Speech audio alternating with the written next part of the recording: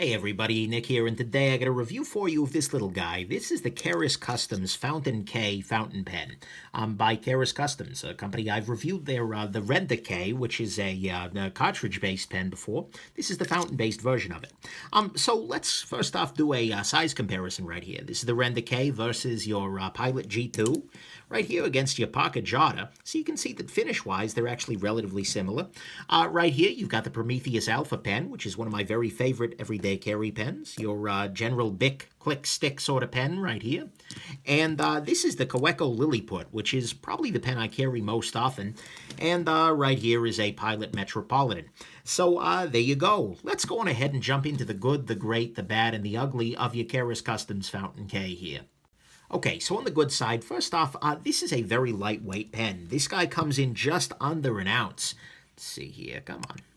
Yeah, 0.98 ounces. That's pretty damn lightweight. I mean, given it's not a big click stick here, but compared to a lot of other pens that I carry on a regular basis, this is a lighter sort of thing. And that's very nice because it's actually also still very sturdy. This is made of a chunk of aluminum. You can also get them in brass or copper and otherwise, but this feels like a pen I could huck out of a moving car and just pick the pen up, dust it off, and it'd be A-OK. I mean, that's not a hugely important thing, but at the same time, there have been pens where I felt like this is fragile. The Lemmy 2000, for instance, is made of some kind of a polymer. I am not going to injure this pen. And that's nice. Next thing on this guy is that the threading is actually very well done. That seems like a weird little thing to comment on, but there is good threading in the world and there is bad threading, and this is very easy. Not only are there ramps on the cap here to help you align everything and make it very easy to thread back on there, but it feels great and it looks great. It operates beautifully in that way. So that's good. And the overall finish on the pen is nice too. You can see here, this is what they call the raw aluminum here, but there's enough texture to it that scratches aren't super apparent, but it works fine. And I've carried this in my pocket with my keys a fair amount, and you can see here it's not scratched up, it's not beat to crap. So that's a beautiful thing. Next thing, this is a pen that runs off of either a cartridge converter or your standard international sorts of cartridges, and it even comes with this little spacer in there, which has a spring, which helps to keep the cartridge put in place there, so that way there's not any, this can't pop backwards out of there. I've never had that happen, but you know what? It's always been something that's bothered me in the back of my mind, and so having that spacer there is one of those little kind of reassuring moments. Can't argue with that very much. And it included a cartridge converter, which is always a nice thing to see. Next thing, this guy comes with a clip that is very nice, and actually this is the last thing in the good. This is a nice stainless clip. It is removable. You just need to unscrew these screws here, and that removability makes it very easy to rebend. If you've got this in your pocket, for instance, and it torques, something grabs a hold of this, the seatbelt grabs it and pulls it up, it's very easy to just take the clip off, turn the clip around, put the screws back in, and then use the pen itself to rebend the clip into the right position and change your tension. I like that very much, and it's a nice thing to see. So there you go. That's the good on this little guy. It's got a great clip, uses cartridges or a converter. Nice spacer in there for when you're using the cartridges. Nice overall finish, good threading, sturdy, nice aluminum body, and it's very lightweight. Let's talk about what's great here. To me, what's great about this pen, and that's usually what's great about a Karas Kustoms, is that you have a bunch of options for customizability. You can get different colors, you can get different insert colors, so you could have a silver pen but a copper interior, something like that. You can do all sorts of different things. You can swap this guy, you can swap in this exact pen out for a ink cartridge, sort of ballpoint thing, which is beautiful. You can get different nibs, shapes, and sizes and color. This is a pen that is very easily customizable to your whims. And so, it's fine as a raw aluminum pen, but if you want, something that is red and then silver with a gold nib, this is kind of the only game in town to get that. And so I appreciate very much that Karas will allow you to make a pen that is very much uniquely, well, for whoever it is you're using it. So there you go. That's a beautiful, beautiful thing. Let's talk about what's bad here. So on the bad side, first off, the price on this guy is okay. I mean, $80 is not terrible relative to some of your other higher-end fountain pens, but I can't say that it feels like a great value either. I mean, this is a fine pen, but it's not like, oh my God, is this incredible for that price point? No.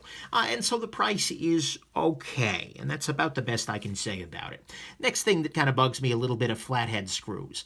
Flathead screws are fine, and most people, practically speaking, aren't actually going to need to use these screws. But not only does this depend on you having a relatively small flathead bit that will go into here, but it's very easy for your bit to slip out and scratch up the metal here. It's on the knurling, so you'll mostly be okay. I would much prefer to see something like a Torx screw or an Allen key or something along those lines, rather than these flat little guys here. Next thing, this knurling here can actually be a little bit tough on the pockets. It's not terrible, but you can see here there is a little bit of sharpness to it. And I can imagine this wearing after a little while on, for instance, a dress pocket, or even the pants pockets after a little while there. Next thing, if you like writing using your pen with the cap posted, the balance is way off, and it just barely posts. I mean, it's on there, it's secure enough, but it's not just a stellar approach for that. And so this is not a posted writing sort of pen. If that's how you need to go in your world, this isn't going to be the choice for you. Next thing, this is not a super fancy looking pen. If you take this guy out in the boardroom, it is very, very different, and it's not the most classy thing ever. You know, this is a pen that looks like it was made by a machinist. For me, I like that. That's a pro. But you got to keep that in mind. If you're in a world of Mont Blancs, this may not be the best choice, unless you want to look different. That's fine. Next thing, the cap on this guy is unfortunately relatively high up above the clip. I mean, you can see that if you've got this clipped onto your pocket, you've got a fair amount of metal sticking out above that. And that's fine in a lot of situations, but if you've got the kind of pockets that have a fold-over flap on there, your fold-over flap is going to have to be up awkwardly, and it's not a great thing. So I don't tend to love that. However, at the same time, I can kind of get it here. It's got this knurled portion to allow you to very easily pull it out of your pocket, and that's a little bit more defeated if that's all underneath the pocket. So it's something you got to keep in mind, but whatever. Next thing, the clip on this guy unfortunately does not match the rest of the body because, well, this is steel and this is aluminum. It's not the end of the world, but it is something that's a little bit odd and it's a little bit strange. You have a very uniform color and then suddenly you've got a clip. I get it. You probably don't want the clip to be aluminum, but it's something to keep in mind. A lot of this is nitpicking, by the way, in case you haven't noticed this already. And then finally, one of my bigger frustrations with this pen is that it is actually very easy to have this pen come unscrewed in your pocket. A couple of different times I have painted I have written on the inside of my pants or in the inside of my shirt pocket with this guy just hanging in there. Because you can see there's not a lot of force required to get this undone, and then once you have it even slightly undone, just shaking over time will very easily unscrew this pen. And so if you've got this in your pocket and you're walking to work, you're playing a very dangerous game here. So that is something to keep in mind. It's not terrible. It's only happened 1 or 2 times for 3 or 4 months of carry, but I'd still like to see a little bit more active retention of this cap when you really torque it down there. So to me, that's what's bad here, is that this can very much come unscrewed in your pocket, and that's a little bit of a dangerous game. The clip doesn't match the body. I get it, it's stainless, it needs to be stainless, but still. The cap is very high up above the clip. It's not a super fancy looking pen. The balance of this pen is very much off when posted. The knurling can be a little tough on the pockets. I don't love flathead screws, and the price is okay at best. Let's talk about what's ugly, because sadly there is ugly here. So the ugly here, and kind of the conspicuous thing I've not talked about yet, is how this pen writes. This pen uses a nib that's made by Bock nibs, which is a third-party maker that does nibs for a lot of different people. And the thing is, it writes okay, but you can see here that the feed isn't incredible, even on ink cartridges that feed fine with a lot of things. And out of the box, this had a terrible, what's called baby's bottom, which means that, in a perfect world, if you look directly at the tip of the pen, something along this lines, there should be a very smooth round surface, and then in the middle here is the cut where the ink comes out of. Unfortunately, this guy had a bottom where it kind of comes up like this, and this is a result of over polishing. And what this means is that the ink is here and the paper is down here, and so you can get inconsistencies, particularly at some angles here. It's not the end of the world necessarily, but it's just not a great pen. It's not a great nib.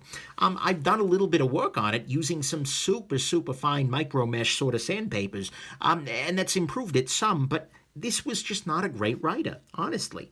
And they offer different options for nibs. Maybe if I'd gone to the 14 karat gold for another $90, I'd get a better experience. But they're all from the same maker, who's Bock, and Bock hasn't impressed me so much. So, it works, it writes, but it's just not all that impressive. And so that to me is what's really ugly here, is that this is a pen that doesn't write all that well because the nib ain't all that great. So let's go to the final conclusions here. Okay, final conclusion. This is a great pen body.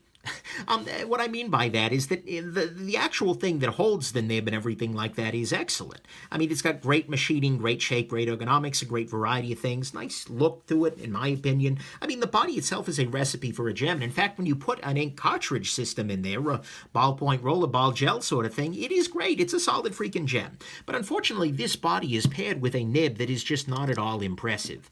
I mean, don't get me wrong. It works, it writes, it's okay. But it's just not a good fountain pen. It doesn't have any of the things that really bring joy about writing with a fountain pen. This is the kind of nib that makes me think, you know what, I should just write this off and go back to rollerball or something like that. That's really ugly. It is not on Karas, though. Everything that Karas Kustoms makes on this pen is spectacular. This is all about Bock Nibs, who is their nib maker, and Bock Nibs supplies many, many different pen companies with nibs. I mean, Coeco uses Bock nibs. A bunch of people do. And the thing is, they can make incredible stuff, but it's luck of the draw. They're not super consistent. There's a consistency issue, and I've just lost the nib lottery a couple of different times. Because I've had pens and Bock nibs from Urban Survival Gear and Coeco, which were also really unimpressive out of the box and needed some adjustment. I mean, in order to get my Lilliput, which uses a very, very similar nib here, I mean, you can see it here. It's just branded slightly differently. In order to get this to a point where I love it, it needed a lot of given amateurish work. And that's not something you should have to do. I know that you could take this pen to a nibmeister and really get it tweaked and adjusted and get it running beautifully. But the thing is, that's a whole lot more than I should be having to do for an $80 pen.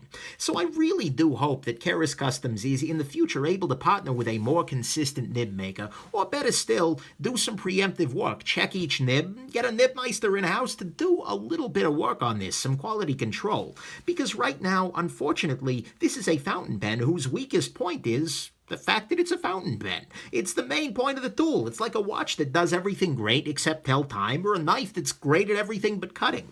If you are shipping a pen that is not a great pen for writing with, well, you're doing it wrong. I know that it's not Karas Kustoms' fault.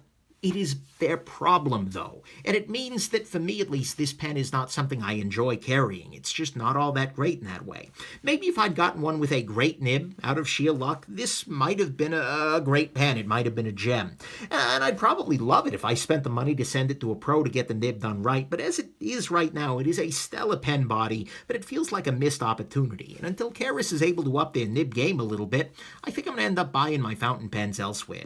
So if you're willing to spend the extra cash to make the nib right if you lose the nib lottery, this is a really solid body for a fountain pen. But if you're looking for a bargain, or a first pen, or frankly a fountain pen at all, I don't know that this is going to be your very best choice. And that's a real shame, because the part that Karas did, they did great. So there you go. I hope I made the right call, and that this review was a fountain of beautiful information for you, and that you have yourselves an absolutely wonderful rest of your day. Bye now.